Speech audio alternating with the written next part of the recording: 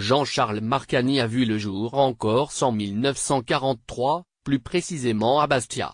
Il a grandi dans un petit village près de celui-ci, Mazzola, et au sein d'une famille paysanne modeste. Après avoir terminé ses études secondaires au petit séminaire d'Ajaccio, Marcani poursuit son chemin sur le continent en suivant des cours au sein de l'Institut d'études politiques d'Aix-en-Provence vers la fin des années 50. À cette époque, la France était engagée dans la guerre d'Algérie et les Français étaient divisés par ce fait. Jean-Charles Marcani était lui, du côté de ceux qui pensaient que l'Algérie devait rester française.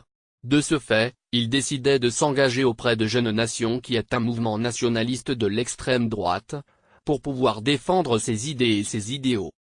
Lorsque la France se retire de l'Algérie d'une manière définitive en 1962, Jean-Charles Marcani, tout juste 19 ans, décide de rejoindre les services secrets français.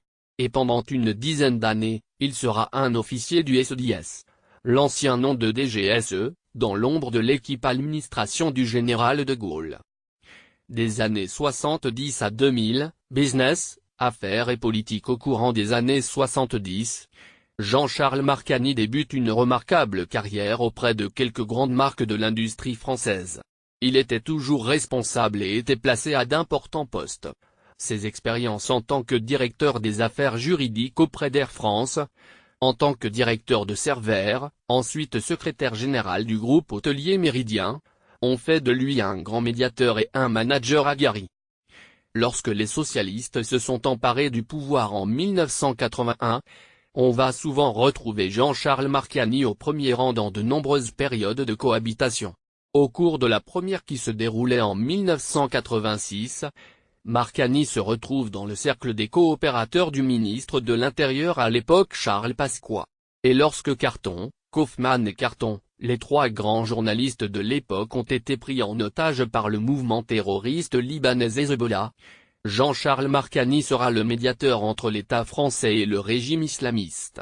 Il refera le même scénario 7 ans plus tard en Bosnie. En 1995, il est placé au poste de préfet du Var par le président Chirac. Sa principale mission était d'assainir le territoire des mouvements mafieux. En 1999, Jean-Charles Marcani a été élu député européen en rapportant plus de 13% du vote. Sa liste dépasse largement celle de Nicolas Sarkozy. Pour lui, il s'agit d'un des plus importants postes de sa carrière. Marcani l'a occupé jusqu'en 2004. Ensuite, en attendant sa retraite en 2008, il était nommé préfet hors cadre.